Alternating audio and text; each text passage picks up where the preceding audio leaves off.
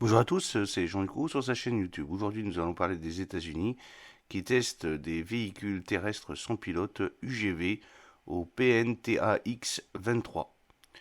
Lors de l'expérience PNTAX, Position Navigation and Timing Assessment Experiment de 2023, l'équipe Robotics for Engineer Operation REO du Centre de recherche et de développement du génie de l'armée américaine ERDC a démontré les capacités de ces véhicules terrestres sans pilote UGV dans un environnement manqué de support du système mondial de navigation par satellite GNSS.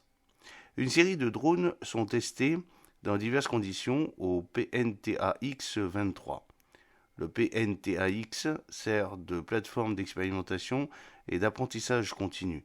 Il permet de tester sur le terrain des technologies dans des environnements où les systèmes de navigation standards sont compromis.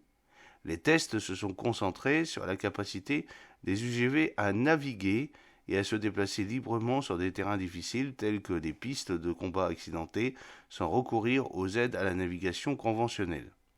L'adjudant-chef Charles Bachor, CW4 du laboratoire de recherche du génie de la construction, a souligné l'importance de tels événements dans l'avancement de la technologie militaire.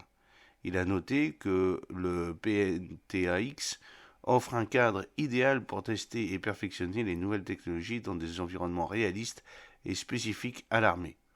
Pendant 3 jours et 3 nuits, l'équipe REO a mené des tests dans diverses conditions environnementales essentielles pour simuler de véritables scénarios de conflit.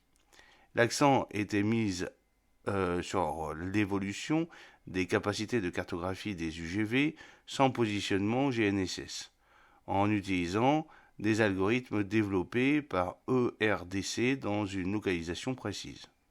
Malgré le brouillage GPS actif et l'usurpation d'identité lors des tests, les UGV ont fonctionné de manière autonome avec un minimum d'interférences, un succès attribué à la robustesse des algorithmes développés. Le docteur Anton Neshkatev, chercheur scientifique principal de l'ERDC, a exprimé sa grande satisfaction quant aux performances de l'équipe et aux progrès réalisés dans les capacités opérationnelles refusées par le GNSS.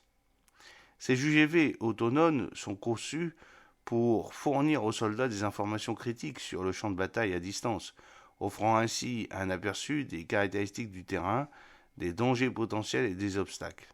Cette technologie s'aligne sur le concept de formation intégrée homme-machine, HMIF, de l'armée, visant à intégrer des véhicules de combat robotisés, RCV, dans des équipes de combat de brigade pour une meilleure connaissance de la situation et une flexibilité tactique. Les RCV télécommandés ou fonctionnant de manière semi-autonome joueront divers rôles tels que le repérage et l'escorte de véhicules habités. Les données recueillies auprès de PNTAX informeront l'équipe interfonctionnelle pour les véhicules de combat de nouvelle génération relevant du Army Future Command dans l'élaboration des exigences pour le programme de véhicules de combat robotisés de l'armée.